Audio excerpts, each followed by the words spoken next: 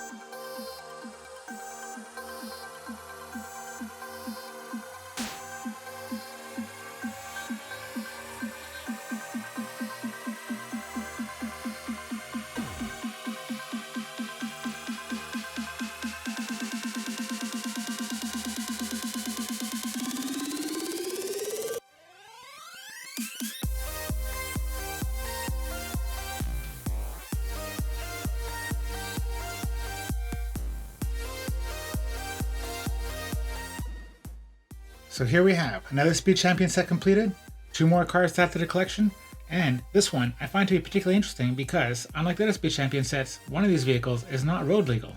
And I don't think I need to tell you which one that is. First up, we've got our road legal 1970 Dodge Challenger TA. Coming in a nice dark, rich purple, mixed with a bunch of black and having some gray highlights, this car has all the muscle car features that one would expect to find. Coming with a large hood to fit the large engine, a big air intake on top to make sure that big engine always has plenty of oxygen to burn through that fuel. 4 round, intimidating headlights right in the front, little grills sandwiched between them, and down beneath, a pair of orange fog lights. Along the side, the body's that same dark rich purple, with 1 black stripe running 2/3 the length of the vehicle. A sticker that reads 346 pack. I'm not exactly sure what this means, but if I were to guess, I would say this is a 6-cylinder engine and 340 horsepower. Just behind the passenger door and in front of the rear wheel, we've got one of the 2 exhausts, which have been moved up to this location instead of all the way in the back to give the car a little more horsepower. And then round back, we've got a tiny little spoiler saying Challenger TA on it, big square taillights, classic for a muscle car, small little license plate, and a tiny little rear windshield. And then finally, along the driver's side, we see much the same as we saw on the passenger side. Dark rich purple paint job, black stripe, 346 pack sticker, and the second of those 2 exhausts. Moving on up to the top side and pulling off the roof gives us a view of the interior, where we can see we have seating for 2, 1 steering wheel for the driver, of course, and a little gear shift knob right in the middle. And then we have our Mopar SRT Top Fuel Dragster, which I'm sure you've already figured out is the one that's not road legal. At a little over twice the length of the Challenger, this one measures in at a good 37 centimeters or just shy of 15 inches long. The body is built on a frame that's only 2 studs wide, and then all the extra components are stacked on the side of it, making for a build that's really quite variable in width as you make your way down the body. At its narrowest point, it's about 3 studs wide, all the way in the back by the rear tires. It's just shy of the width of the Challenger, which is an 8 stud wide build, and then we have the spoiler in the back and a little fin in the front, which their total width is just about 9 studs wide. From the cockpit all the way to the nose, this carbon fiber body has been decorated with the Honeycomb type design, which is a nice thematic match to what I'm going to refer to as the motorized racing bee mascot. All the way in the front, we've got two very tiny wheels, a sort that we normally only see on Lego bicycles. And the race number, 1320. Making our way down the body, we come to the cockpit, which I personally think is the coolest piece in the set, because here we have this cockpit glass with a printed bee honeycomb pattern on it, which I just think looks amazing. Just behind that, we have the insanely powerful and incredibly fuel inefficient 11,000 horsepower Hemi engine. Fully exposed so we can see it clearly on both sides of the car, and having an absolutely enormous air intake right above that. Just behind the engine, we've got a pair of large racing wheels, which are mounted just beneath the enormous and well elevated spoiler. Finally, flipping open the cockpit reveals some pretty tight quarters, with seating just enough for one and a steering wheel, not much else. And that brings us to the minifigs, where we get one for each vehicle. To go with the Challenger, we've got this guy wearing an orange shirt with the Dragster's B logo on the front and written Dodge in the back, having a wrench in his hand and looking pretty happy with himself. And for the Dragster, we have this woman, who I thought was just a random choice, but from my Googling, I now believe that this is not just a random minifigure, but the actual driver of this car, and her name would be Leah Pritchett, which I think is really cool, and I'd bet she's really excited to have her own minifigure. Now for how these two stack up for play and display. The Challenger is a really solid build. No matter how I grab it in my hand, it just feels solid from every direction. As I play with it, as I bash it around a little bit, it never feels like it's lacking. Whereas the Dragster, being much longer and looking much flimsier, is actually also pretty great. I would have thought that it would have been a lot more fragile, but just like the Dodge, this one also, when you grab it, pretty much anywhere, holds up really well. Admittedly, all the way in the back, around the engine and the spoiler, there's not really a good place to grab it here.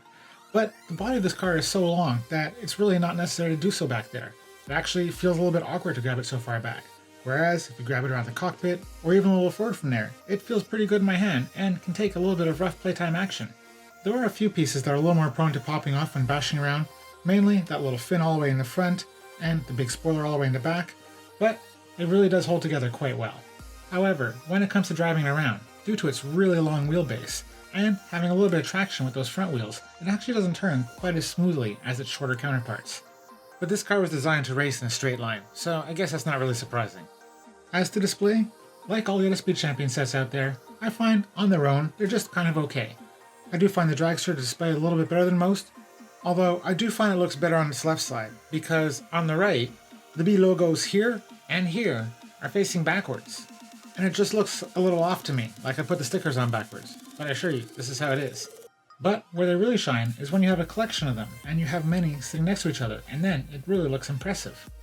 And as I've mentioned in previous Speed Champion reviews, this is a pretty inexpensive line to collect, which is pretty great considering that many other LEGO sets are a little pricier and this collection would not be too expensive to assemble.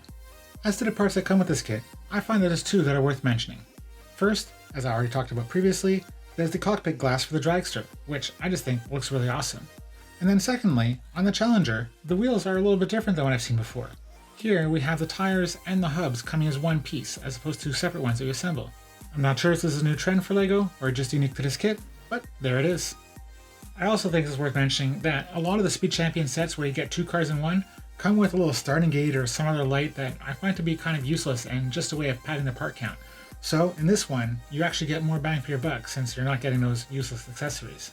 Bottom line, this, as one would expect, is most definitely a Speed Champion set, and you get exactly what you expect to find in it. Great toy cars that are fun to play with, can take a little bit of punishment, come with a lot of stickers, display all right on their own, display really well as a collection, and comes at a pretty attractive price point, at being at about 50 bucks Canadian or 40 US. This makes for a set that has a pretty wide range of appeal, from the AFOLs out there to the junior LEGO fans. And whether you're buying this for yourself or as a gift, I have no doubt that this set will be highly appreciated.